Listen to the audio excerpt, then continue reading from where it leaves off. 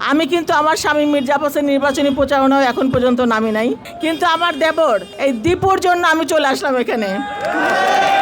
শ্রমিক দল, ওলামা দল, তাঁতি দল, কৃষক দল এবং আমার প্রিয় মহিলা দল এবং এই এলাকার প্রিয় মা বোনেরা, মুরব্বীরা, আশেপাশের দোকান বাড়িঘর থেকে যারা আমার কথা শুনছেন, সাংবাদিক ভাইরা, সবাইকে আসসালামু আলাইকুম।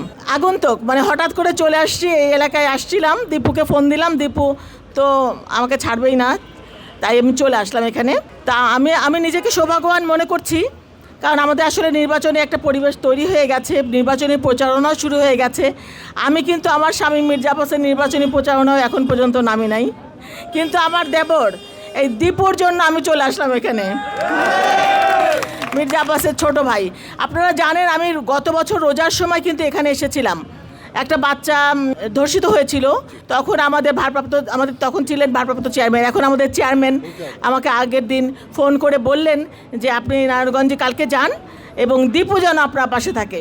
তো দীপুকে তিনি এতটাই বিশ্বাস করেন, স্নেহ করেন এবং দীপুতে মানে তার উপর আস্থা রাখেন।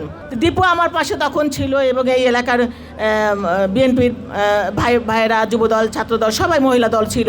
তো আমি সেই হিসাবে আমি মনে করি যে দীপু অবশ্যই, কারণ এই যে 18টা বছর আপনাদের ছেড়ে কিন্তু যায় নাই, আপনাদের পাশে ছিল না, প্রত্যেকটা মানুষের পাশে ছিল। তো আমরা কাকে চাই যে আমাদের সুখে দুঃখে আমরা সবসময় যাকে পাই, তাই না?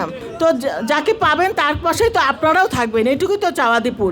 দীপু আপনাদের কাছে টাকা পয়সাও চায় না, কোনো কিছু চায় না, শুধু চায় দীপুর ভালো মন্দ সমস্ত দেখার জন্য তার পাশে আপনারা থাকেন, কারণ আপনারাই শক্তিশালী অস্ত্র দীপুর জন্য। দীপু একা কিছু করতে পারবে না আপনারা যদি সহযোগিতা না করেন। দীপু সমস্ত কিছু করবে, কিন্তু তার পাশে আপনারা থেকেন। এই 18টা বছর আপনারা যুদ্ধ করেছেন, আমরা মা বোনেরা ভাইরা যুদ্ধ করেছি, কারণ আমরা কেউ ঘরে থাকতে পারি না। এই যে আমাদের ভাইরা, লক্ষ লক্ষ কোটি কোটি ভাইরা যারা ঘরে থাকতে পারে না, গুমের শিকার হয়েছে, খুনের শিকার হয়েছে, হামলা মামলার শিকার হয়েছে। আমার স্বামী, আমার দেবররা জেলে ছিল, আমার সন্তানেরা জেলে ছিল, বাইরে থাকলে হামলার শিকার হয়েছে। এটার প্রতিবাদ করতে হবে না? এটা জবাব দিতে হবে। এই 12 তারিখে আমরা ব্যালটের মাধ্যমে জবাব দেব। 12 তারিখে আমাদের জবাব হবে আমরা কি অত্যাচার সহ্য করেছি। এই অবৈধ যে স্বৈরাচারী হাসিনা সরকার ছিল, চেয়েছিল কিন্তু অত্যাচার করতে করতে করতে আমাদেরকে বিচ্ছিন্ন করে দিতে, আমাদেরকে দলটাকে ছিন্ন ভিন্ন করে দিতে। কিন্তু জাতীয়তাবাদী দল এমন একটি সংগঠন, তারা তো জানে না যে এদেরকে কখনোই আলাদা করা যাবে না। তো আমাদেরকে কেউ আলাদা করতে পারে নাই, আমরা এক ছিলাম, এখনও এক আছে। আমাদের সবসময় শক্তি, সাহস, একতা, যেটা আমাদের শহীদ রাষ্ট্রপতি জিয়াউর রহমান বলতেন, আমাদের বহুদলীয় গণতন্ত্রের প্রবক্তা, স্বাধীনতার মহান ঘোষক, বীর মুক্তিযোদ্ধা এবং বাংলাদেশের প্রথম রাষ্ট্রপতি। শ্রদ্ধার সাথে তাকে স্মরণ করছি।